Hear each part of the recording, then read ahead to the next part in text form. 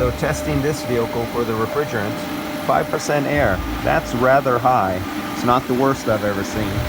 But this is one of the problems, especially when it just comes from another shop and the customer's complaining about cooling. If your customer comes in complaining cooling and it came from another shop, and sometimes you'll find 4%, 5%, 10%, 15%. If you've seen in some of my videos, I think 30-some% was the highest percentage of air that I've seen mixed in a vehicle that has come from a shop. And this is why the customers pay for service but get refrigerant contaminated with high percentage of air, high percentage of moisture. And this is also an issue that causes young technicians, inexperienced mechanics, to falsely diagnose parts and replace parts sometimes because there's air in the system, and they try to diagnose a system that might be partially full, and they get a bad diagnosis, so they replace parts that don't need to be replaced, or contaminated refrigerant, or a very high air percentage, and they start replacing parts, but they don't know that it's contaminated refrigerant. They don't know that there's 10 or 15 or 20% air, because why? They don't own one of these, and they're working on a vehicle with a hot engine and hot outside. You cannot go by ambient temperature and use the PT chart.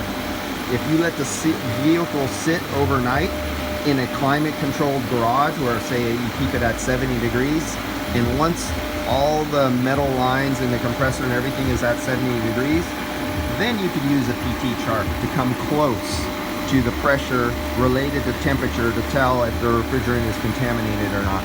But if not, you can't do that unless you're going to take a sample of the refrigerant out and put it in a container, a refrigerant container, let it set for several hours so you know a room temperature and that tank temperature stay, like we're going to use the example, 70 degrees for several hours, and it stabilizes. Then at 70 degrees you should have, for R134, say roughly 71 psi. If it was R12, it'll be 70 psi. But unless you do that, don't even attempt to use the pressure temperature relationship, especially if you're using an infrared gun and you're trying to shoot something that's shiny and silver and you're trying to take a temperature. Give it up. Don't even try it. There's too many YouTube guys on YouTube who are saying, oh yeah, use the infrared gun and take a temperature, but that doesn't include a vehicle that just drove on off the street and you're trying to find out if the refrigerant is contaminated by using ambient temperature or by using an infrared thermometer and shooting the temperature of a little line or shooting the temperature of a condenser. You won't get an accurate reading, so don't even try it. This is the only way to do it. You have a refrigerant identifier, you could do that.